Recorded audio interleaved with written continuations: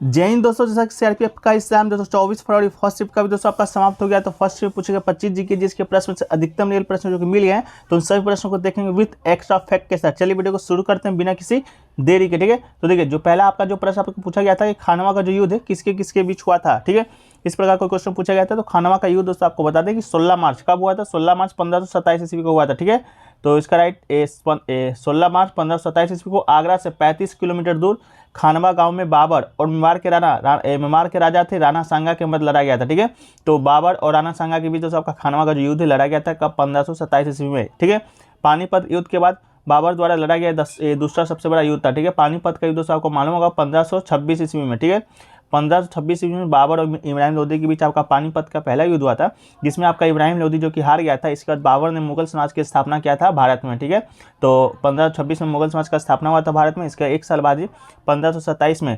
मेवाड़ के राजा थे राणा सांगा और बाबर के बीच आपका खानवा का युद्ध लड़ा गया था। ठीक है, तो आपका राइट आंसर हो जाएगा बाबर और राणा सांगा। ठीक है, चलिए अगला जो क्वेश्चन देखिए पूछा गया दोस्तों आपका कि DVI जो चंद्रचूड़ है भारत के मुख्य न्यायाधीश के तौर पर किसको रिप्लेस किए हैं, इस प्रकार का क्वेश्चन पूछा गया था। तो DVI चंद्रचूड़ की बात करेंगे दोस्तों तो आपके भारत के 50वें मुख्य न्यायाधीश हैं। ठीक है, कितने नंबर के मुख्य न्यायाधीश हैं, तो आपके वर्तमान में 50वें नंबर के मुख्य न्यायाधीश हैं। लेकिन रिप्लेस किसको किए थे, तो ये दोस्तों आपका उदय उमेश ललित। ठीक है, उदय उमेश ललित जी को आपका ये रिप्लेस करके आपका ये चंद्रचूड़ जी हैं जो कि मुख्य न्यायाधीश बने थे। उदय उमेश ललित की बात करेंगे दोस्तों तो 49वें नंबर के आपके मुख्य न्यायाधीश थे। ठीक है, जो कि आपका नवंबर 2021 में बनाया गया था। इसके बाद से आपका 50वें नंबर के मुख्य न्यायाधीश DVI चंद्रचूड़ को बनाया गया है। ठीक है, इसके अलावा CGI और सर्वोच्च न्यायालय के न्यायाधीश को नियुक्ति की बात करेंगे तो राष्ट्रपति के द्वारा किया जाता है, ये आपको मालूम होना चाहिए। इसके अलावा संविधान का अनुच्छेद की बात करेंगे तो अनुच्छेद 124 के खंड 2 के तहत किया जाता है। ठीक है, इसका नियुक्ति CGI का या सर्वोच्च न्यायालय के न्यायाधीश का, दोनों का नियुक्ति। ठीक है, तो ये सभी फैक्ट्स को आप याद रखिएगा। एक क्वेश्चन लेकर पूछा गया था कि हिमाचल प्रदेश की विधानसभा में कांग्रेस की कितनी सीट है। ठीक है, तो हाल ही में दोस्तों हिमाचल प्रदेश में आपका जो विधानसभा का चुनाव है वो आपका संपन्न हुआ था। ठीक है, तो हिमाचल प्रदेश की बात करेंगे दोस्तों तो आपका वहाँ पर कुल विधानसभा में 68 सीट है। ठीक है, 68 सीट में कांग्रेस का जो सीट है आपका 40 है। ठीक है, तो इसका राइट आंसर आपका 40 हो जाएगा। ठीक है, इसके अलावा जो वहाँ का अन्य जो पार्टी है आपका भाजपा है, जो कि जहाँ की सीट आप वहाँ का सीट है भाजपा का सीट है हिमाचल प्रदेश में आपका 25 है। इसके अलावा निर्दलीय का जो सीट है दोस्तों आपका 3 है। ठीक है, तो टोटल दोस्तों आपका 68 को सीट है हिमाचल प्रदेश की विधानसभा में। इसके अलावा वहाँ के जो मुख्यमंत्री हैं आपके मुख्यमंत्री सुखविंदर सिंह सुक्खू। ठीक है, जो कि कांग्रेस के हैं, आप देख भी सकते हैं कांग्रेस का जो ज़्यादा है तो वहाँ का मुख्यमंत्री भी आपका कांग्रेस का ही होगा। बहुमत में कौन है वहाँ पर, तो कांग्रेस ही है। ठीक है, तो मुख्यमंत्री आपके सुखविंदर सिंह सुक्खू वहाँ के मुख्यमंत्री हैं। ठीक है, चलिए देखिए दोस्तों अगर आप लोग SSC का तैयारी कर रहे हैं, किसी भी एग्जाम का तैयारी कर रहे हैं, ठीक है, तो TCS के द्वारा जितने भी अभी तक जीके के सवाल पूछे गए उनमें से बेस्ट 1500 वन लाइनर प्रश्नों को दोस्तों आपको एक PDF में शामिल किया गया, जिसका जो शुल्क मात्र 30 रुपये रखा गया है। ठीक है, तो अगर आप लेना चाहते हैं, अगर आप CGL CHL MTS और GD की तैयारी कर रहे हैं तो ये दोस्तों आपके 100% का सफलता गारंटी देता है।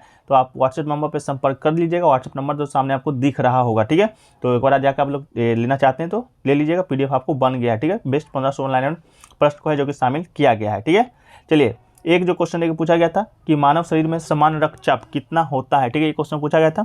तो मानव शरीर की बात करेंगे दोस्तों आपका तो 120/80 मीटर HG से कम होना चाहिए। ठीक है, 120/80 आपका इसका राइट आंसर हो जाएगा।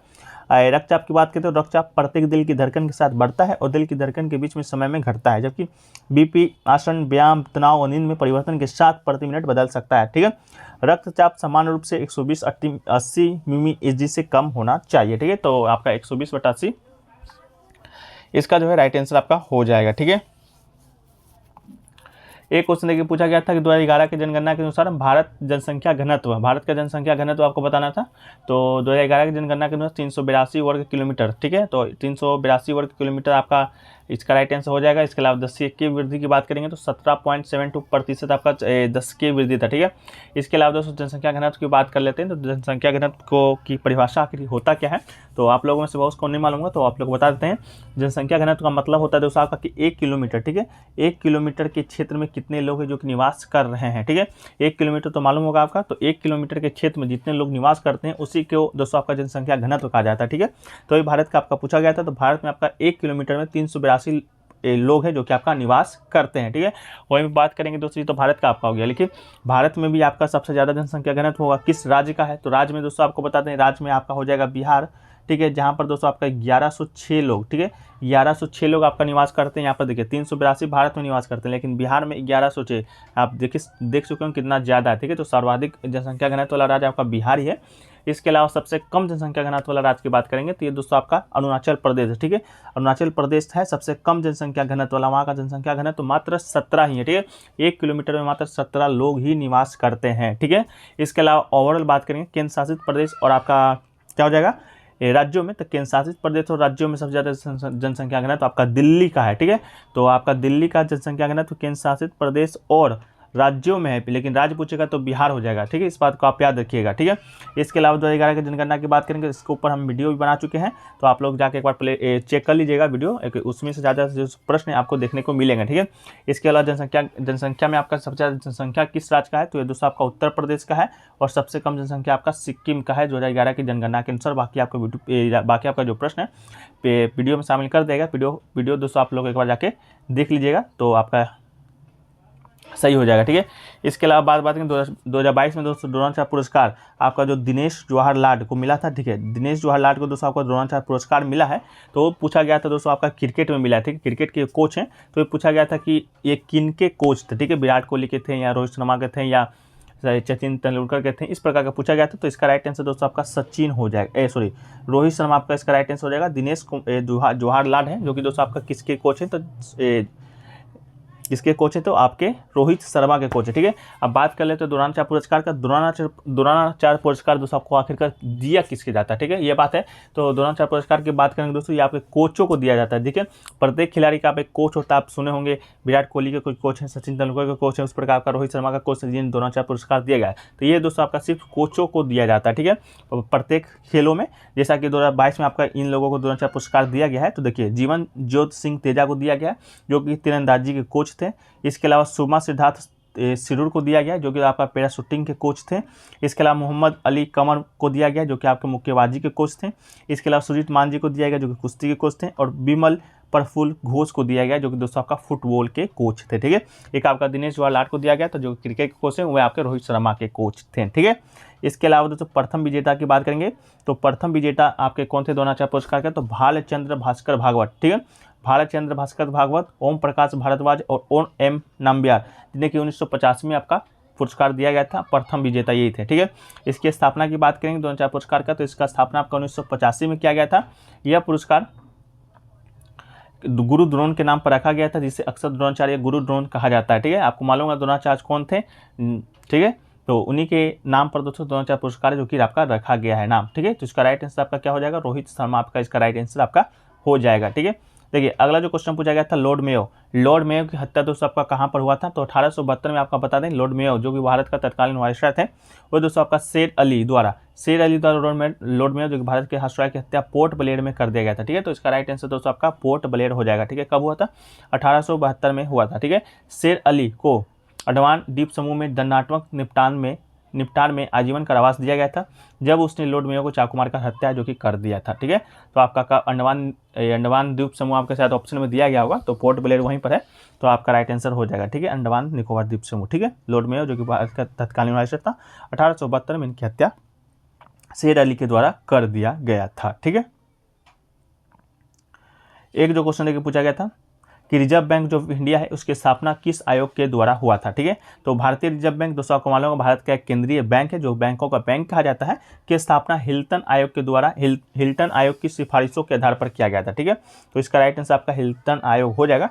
भारतीय रिजर्व बैंक अधिनियम 1934 में बैंक के कार्य संचालन के संवैधानिक आधार का प्रबंधन किया गया था। इसका जो परिचालन है आपका 1 अप्रैल 1935 को शुरू किया गया था, ठीक है। इसका आपका केंद्रीयकरण भी हुआ था, राष्ट्रीयकरण हुआ था, वो दोस्तों आपका 1949 ईस्वी में आपका हुआ था रिजर्व बैंक ऑफ इंडिया का राष्ट्रीयकरण। इसकी स्थापना किस आयोग के द्वारा हुआ था, तो हिल्टन यंग आयोग के द्वारा हुआ था। तो इसका राइट आंसर आपका हिल्टन यंग आयोग आपका हो जाएगा, ठीक है। चलिए एक क्वेश्चन देखिए पूछा गया था आपका कि धौलावीरा है जो कि कितने नंबर का यूनेस्को स्थल है, ठीक है।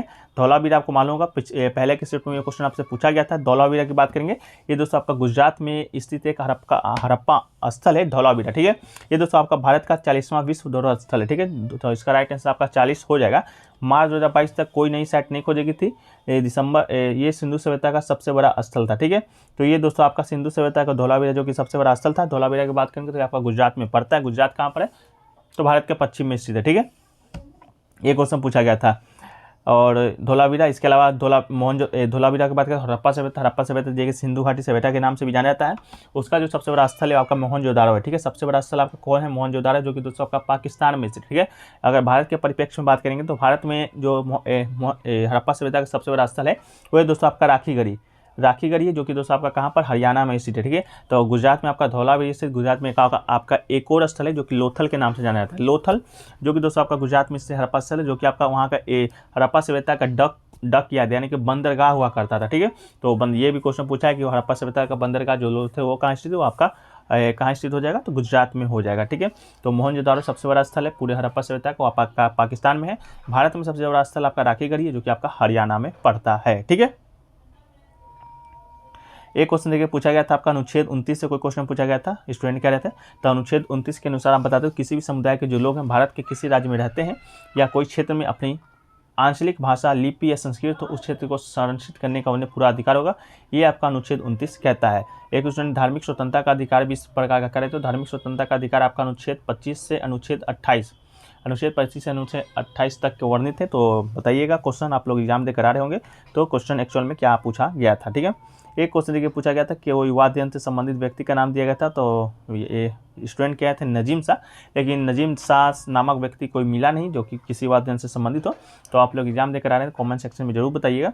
एक क्वेश्चन देखिए पूछा गया था 2023 में कोयला की निर्यात 2023 में कोयला के निर्यात से संबंधित कोई प्रश्न आपसे पूछा गया था। एक क्वेश्चन आपका प्लांट से भी पूछा गया था, 2-3 क्वेश्चन आपका प्लांट से पूछा गया था। ठीक है, तो जो लोग भी एग्जाम देकर आ रहे हैं, कोई भी क्वेश्चन छूट गया हो तो आप लोग बताइएगा, उसको पीडीएफ में शामिल कर देंगे। पीडीएफ आपको टेलीग्राम चैनल मिल जाएगा। तो एग्जाम देकर जो लोग पक्का क्वेश्चन को जो याद आपको रहेंगे, क्वेश्चन जरूर शेयर कीजिएगा कमेंट में। ठीक है, इसके अलावा पीडीएफ इसको लेना चाहते हैं तो पीडीएफ आपको टेलीग्राम चैनल में मिल जाएगा, लिंक डिस्क्रिप्शन में दिया गया है। नहीं तो आप व्हाट्सएप नंबर पर संपर्क कर सकते हैं। व्हाट्सएप नंबर आपको सामने दिया गया है 9973741666। ठीक है, तो अपना डेट और शिफ्ट लिख दीजिएगा। इसके बाद आपको जो पीडीएफ है जो कि दे दिया जाएगा। ठीक है, बाद बाकी आपको अगर टीसीएस के द्वारा पूछे गए एग्जामों का ऑनलाइन फॉर्मेट में प्रश्न लेना चाहते हैं तो आप व्हाट्सएप नंबर से संपर्क लीजिए। शुल्क मात्र 30 रुपये रखा गया। ठीक है, तो आप लोग जाकर वहाँ पर एक बार कर लीजिए। बाकी वीडियो अच्छा लगा वीडियो को लाइक कर दीजिएगा, चैनल पे नए होंगे चैनल को सब्सक्राइब और नोटिफिकेशन बेल को ऑल पे क्लिक कर दीजिएगा। जय हिंद, जय भारत।